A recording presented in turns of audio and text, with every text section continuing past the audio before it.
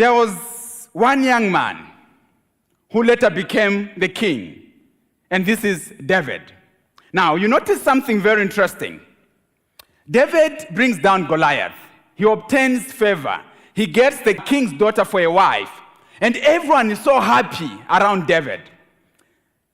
Then, as everyone is celebrating David, the king becomes jealous of David's success. Then he wants David dead.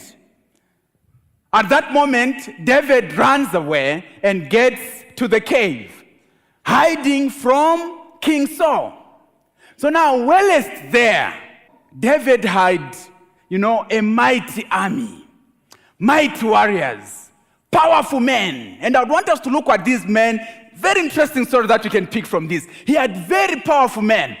Powerful to a point that one time, he was just speaking, just saying something. He said, no, I crave that I could drink of the water from the well in Bethlehem. These men just overheard him say that. Then they embarked on the journey to go fetch that water. And remember, at that time, the kingdom of Israel was under the control of the Philistines, heavily guarded. But they found their way because the king is craving. Got there, got the water, and brought it to David. These were loyal men. It might interest you to note that these warriors achieved what actual warriors could not achieve. And not just actual warriors, but even fictitious soldiers could not achieve. These were mighty men. So now to understand how powerful these men were, just for you to have a glimpse of how powerful these men were. So let us go to 2 Samuel. So go to 2 Samuel 23, verse 8. These be the names of the mighty men whom David had. The Techmonite that sat in the seat, chief among the captains. The same was Adino. So I'll give you 3 out of the many warriors so that you just have a rough idea of the men David had. What is his name? Adino. Adino the Ezonite. He lifted up his spear against 800, whom he slew at one time. Now, Adino, one man. You see how we are here? Possibly we are 300, 400, maybe thereabout. Now, this man, we multiply our numbers by 2. He stands alone and brings not children and women, soldiers 800 against one man. You see, those that would watch action movies, where you would have this Jet Li, Bruce Lee, when this guy beats 10 people, you'd say, no, he's very powerful. If he beats 20 against one, you start questioning, is this movie real? No. If he does 50 against one, you say, no. In fact, you might even switch off and say, I don't like, watching lies. But this man won against 800.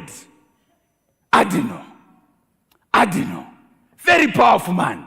And after him, as we move on, 2 Samuel 28, verse 9 to 10. And after him was Eleazar, the son of Dodo, the Ahohite, one of the 3 mighty men with David. When they defied the Philistines that were there gathered together to battle, and the men of Israel were gone away. Now here is the scenario. So the Israelites go to battle with the Philistines. So they are at the battlefront. When they start the battlefront, the Israelite soldiers see that the battle is raging. Then they say, vau soldier ungaferemo. And they decide to run away. Now this man, 10, he arose and smote the Philistines until his hand was weary, and his hand clave unto the sword. And the Lord wrought a great victory that day. And the people returned after him only to spoil. All the soldiers have run away. This man remains alone. One man against the whole army of the Philistines. One man. And he brings them down. The Israeli soldiers only came back for spoils, just to say, okay, I'll get this sword, no, I'll get this helmet. They just came back for that. But the whole battle was fought by one man. One man. These are the warriors that David had. After him was Shammah, the son of Agi, the Hararite. And the Philistines were gathered together into a troop. Now, notice, a troop is a collection of up to 200 soldiers.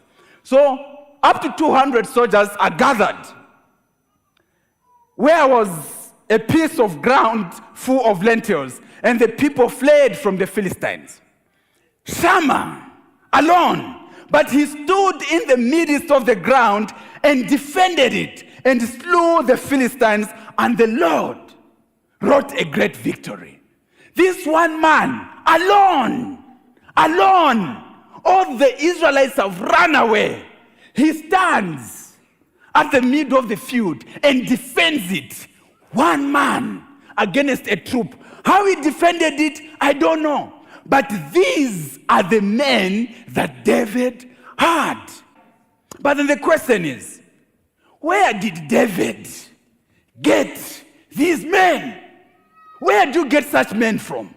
How can you have such powerful men in one battle? Like in your army, all these powerful men. And these are the only ones listed here. There are many others. Where did he get them from? Where do you get such people from? Because these are exceptional people. The question is, where do you get such men from? Because if I'm the commander-in-chief, I would wish to have such men. Yeah, but where do you get them from? Now, to understand this is 2 Samuel. But to understand where these men come from, we need to go behind to 1 Samuel to understand where these men come from. So let us go together. 1 Samuel 22, verse 1 and 2. Verse 1 says, David left Gath and escaped to the cave of Adullam. When his brothers and his father's household heard about it, they went down to him there. Now remember, Saul wants David dead, so he runs away.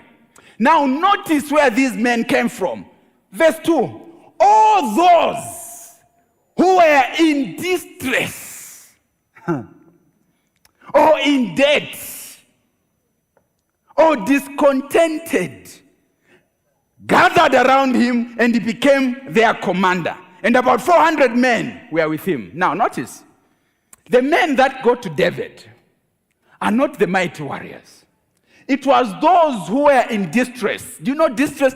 Distress is pain, sorrow, discouraged.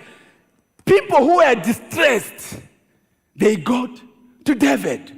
Those who were indebted. Now you see, there's a difference between being broke and being indebted. When you are broke, you just don't have money. When you're indebted, you don't have money. On top of that, you are owing. And you need to understand that life is so unfair to people who are broke. If you are broke, you are poor, life is unfair. Society writes you off completely. It's like Ecclesiastes 16 verse 9, which says, wisdom is better than strength. But the wisdom of a poor man is despised. His voice is not heard. So the people who are written off are the people who transformed into mighty warriors. 3 things that I would wish us to pick from this as we delve into the lesson. What a great transformation. Number 1, never write off someone who is alive. These were written off by society, but these are the men who transformed to become great. Never write off anybody for his circumstances. Never do that. Any person can transform to become great. Any person. Anyone can transform. I am from the village, typical village, very poor background. In fact, we are so poor such that the poor called us poor. That's where I come from. I come from a school where we are learning in Nyanja, learning in vernacular. Even English itself, we learned it in Nyanja. Apa ndiye pa top. Apa ndiye pa below. That's where I come from. So being here is great transformation. Yeah. And this is what I would wish to share with you too. In as you should not write off somebody. Don't write yourself off. We have the tendency of writing ourselves off and thinking, no, me, I can't amount to much. You know me. Man. So how is life? Don't write yourself off. Don't do that. Number one, never write off a person who is still alive. Number two, as a leader, offer leadership. See the people that gathered around David. These are people who are discouraged. He encouraged them, he guided them, and they turned out to be mighty warriors. In a similar way, as church leaders, I've seen a number of pastors here, elders of the church. Here's the message for you. Don't write off anybody. Offer leadership to them. Offer mentorship to them. In your church, there is an army that can rise if you offer leadership to them. Don't view your members with prejudice. Offer leadership. A mighty army.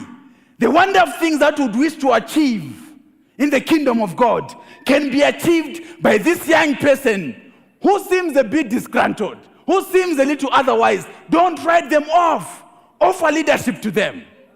And to you, the young ones, you know that David helped transform the lives of these people. When you see that life is not straight, approach the leaders and seek mentorship.